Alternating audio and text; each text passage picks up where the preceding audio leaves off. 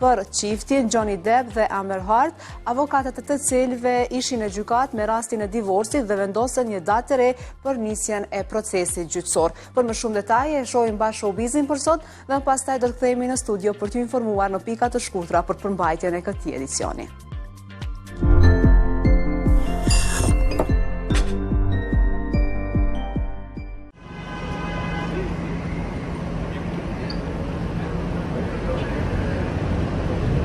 Procesi gjyqësor për divorcin e Amber Heard nga burri i saj Johnny Depp është shtyr pasi avokatët e tyre ishin në gjykatën në Los Angeles ku diskutuan për disa çështje.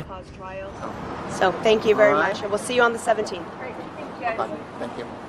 Carl Moore, gjykatës në gjykatën supreme në Los Angeles, vendosi që procesi gjyqësor të nisë më 17 gusht ku do të dëgjohen argumentet për këtë rast. Avokatja e Deppit, Laura Wasser, tha para gjykatës se ajo pret të thërras deri në 23 dëshmitar për të dëshmuar për sjelljet e klientit të saj. Kurse në anën tjetër, ekipi i Heardit ka thënë se do thërras 7 dëshmitar. Në këtë seancë dëgjimore nuk ishin të pranishëm as Depp e as Heard. Avokatët e Heard kanë thënë se aktoria ishte në Londër duke xhiruar një film, përderisa avokatja Deppit ka thënë vetëm se klienti i saj nuk gjendet në Londër. 53 vjeçari Depp dhe 30 vjeçaria Heard ishin takuar përderisa po xhironin filmin The Rum Diary edhe u martuan në shkurtin e vitit 2015. Mirëpo, aktoria vendosi të divorcohet në muajin maj të këtij viti duke e akuzuar yllin e Hollywoodit për abuzim, një akuzë që Depp e mohon.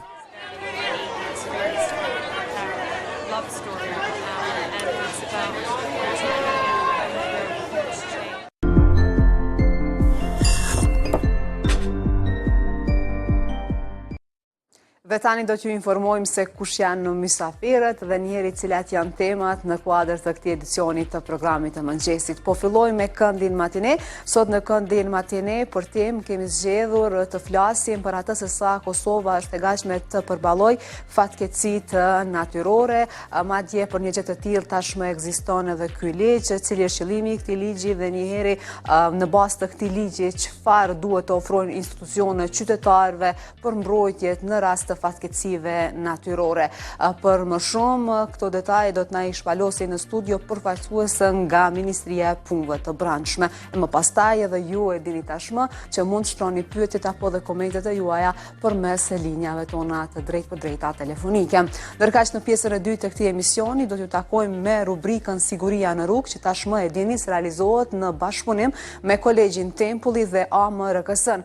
Këtë herë do të flasim në studio me ekspertin e mjekësisë ligjore, zotin Arsim Gërgjaliu, me cilin do të bisedojmë për atë se sa është duke bërë mjekësia ligjore për trajtimin e rasteve sa i përket autopsisë së personave të cilët pësojnë aksidentet rrugore. Në fakt të nderuar shikues, ne kemi marrur shkas nga ajo se nga përfaqësuesit e gjykatave që kemi pasur në studio pikërisht në kuadër të kësaj rubrike, na ka thënë se mjekësia ligjore është duke u vonuar për trajtuar rastet sa i përket autopsisë së personave që pësojnë pranë aksidentet në komunikacion. Andaj juftojmë që edhe sot na përcjelli me fillim në orën 9:30. Këto janë temat, këta janë mysafirët për sot të nderuar shikues, se në ndërkohë ne do të vazhdojmë rrjedhën e këtij edicioni me të dhënat sinoptike, të shohim si do i kemi temperaturat në vend, rajon dhe në Evropë përmes grafikës tonë që në KTV mundsohet nga hep.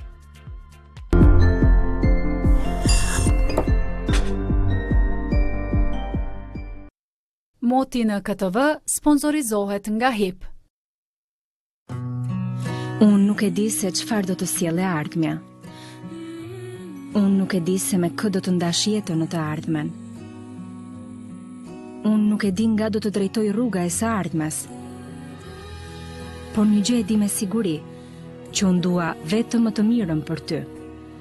Qumshti për fëmijë HIP kombiotik me vitamin D, për eshtra të fortë, gjenerata e re e ushqimit me qumësht. Për këtë qëndroj me emrin tjetër.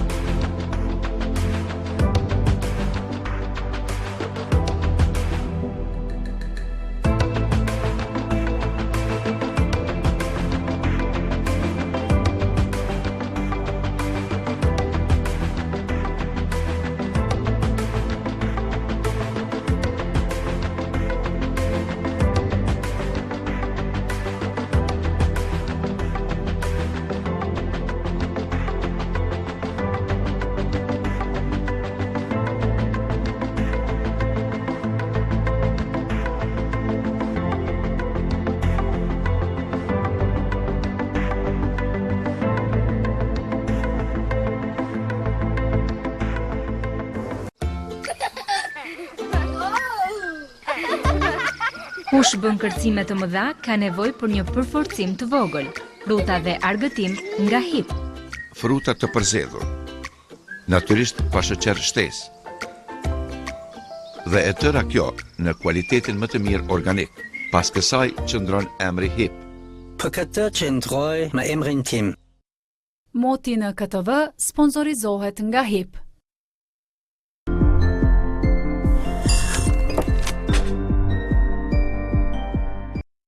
Dhe tani të ndëruar shikues, është koha për shtypjen ditor kosovar për ditën e sotme, ku do të sjellim tani radhazi titujt kryesor në përballinat e të përditshmeve tona kosovare. Po fillojmë të përditshmën koha ditore. Koalicioni nuk i ka votat shtyen demarkacionin për 1 shtator. Kryesia e Kuvendit është përcaktuar që votimi i marrëveshjes së demarkacionit me Malin e Zi të bëhet me 1 shtator. Gazeta merr vesh se kjo shtyrie për 3 javë është bërë me qëllim të blerjes së kohës për shkak se koalicioni nuk i ka siguruar ende 81 votat e domosdoshme për ta kaluar marrëveshjen. Megjithatë, PDK-ja e LDK-ja deklarativisht kanë thënë se unanimisht janë pro marrëveshjes së demarkacionit, ndërkaq në vendosje shtyrjen e kanë interpretuar si rezultat i rezistencës së tyre. Ky shkrim që është kryesori në të përditshmën koha ditore për ditën e sotme vijon në faqen e tretë. Vazhdojmë me fotolajmin. Pengesat e shumta u anë vend të mërkurën gazetarëve qysh në hyrjen e objektit të Kuvendit ku mbahet mbledhja e kryesisë. Më tepër se gjysmore nuk janë lejuar të futen brenda. Kur mbledhja ka nisur, këshilltarët e kryetarit Veseli kanë kërkuar që gazetarët të zbresin poshtë në hollin e Kuvendit dhe jo të presin si zakonisht jashtë zyrës ku zhvillohej mbledhja. Është thënë se kjo po bëhej për sigurinë e gazetarëve duke mos treguar se nga kush po rrezikohen. Mos lejimin e mediave gjatë mbledhjes së kryesisë, kryeparlamentari Kadri Veseli e ka cilësuar keq kuptim, por ka thënë se gazetarët janë larguar pasi numri i tyre ka qenë i madh.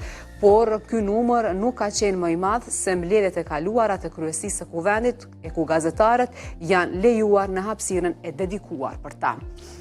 Vazhdojmë me shkrimin tjetër poshtë të ballinës së të përditshmës koha ditore për ditën e sotme që vjen nga Saranda Ramaj, dështon mbledhja e premiumeve për sigurime shëndetësore shtyhet për vitin 2017. Në faqen e 23 na vjen një tjetër shkrim, Dua Lipa i jep Prishtinës imazhin e metropoleve botërore. Sillim tani titujt e tjerë që gjenden lart ballinës së të përditshmës koha ditore për ditën e sotme. Në faqen e dytë mund të lexoni këtë shkrim. Për opozitën, miratimi i demarkacionit destabilizon situatën në Kosovë. Po në faqen e dytë mund të gjeni një tjetër artikull, malazezës lejuan banorët kosovar të vizitojnë pronat e tyre. Në faqen e 4, Mustafa, Serbia nuk mund t'i bllokojë privatizimet në Kosovë. Edhe sot, bashkë me kohën ditore, mund ta gjeni shtojcën kushtuar Dokufestit, ndërkaq shkrimi kryesor në këtë shtojcë për sot është Lumbardi takon publikut. Këto e shkrimet të tjera i lexoni sot mëngjesisht në brenditët të përditshmës koha ditore e ne vazhdojmë me zërin. 3 javë armë pushim për kufirin. Ky është titulli kryesor për sot në këtë të përditshme. Kryesia e Kuvendit ka vendosur që demarkacioni i kufirit me Malin e Zi të votohet në seancën e 1 shtatorit. Partnerët e koalicionit qeverisës i kanë dhënë mbështetje marrëveshjes, derisa opozita ka paralajmëruar masa radikale për pengimin e saj. Ky shkrim vjen në faqen e tretë.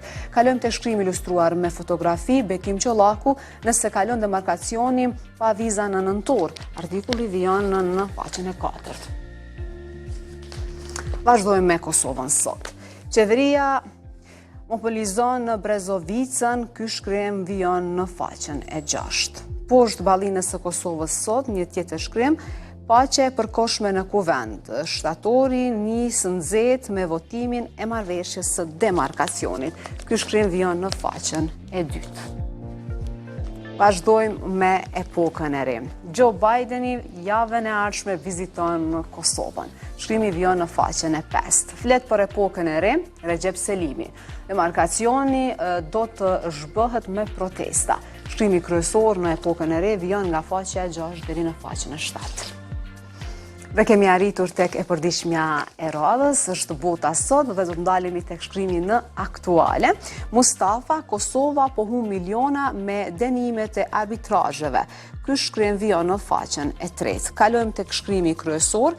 Gazi Lotësjellës nuk do ta pengojë miratimin e demarkacionit, metodat e dhunshme përballë numrave të koalicionit pozitar. Shkrimi vijon nga faqja e 6 deri në faqen e 7 të votës sot. Të nderuar shikues, ky ishte shtypi ditor kosovar për ditën e sotme, ku kemi sjellur disa nga titujt kryesor në përballinat e të përditshmeve kosovare. Në vazhdim do të sjellim mendimet e juaja dhe në rubrikën tonë të rregullt. Hajt pak, i shohim bashkë.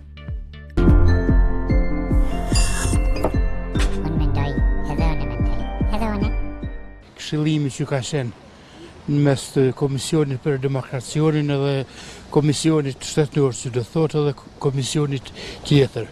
Me plot argumente e kanë thyer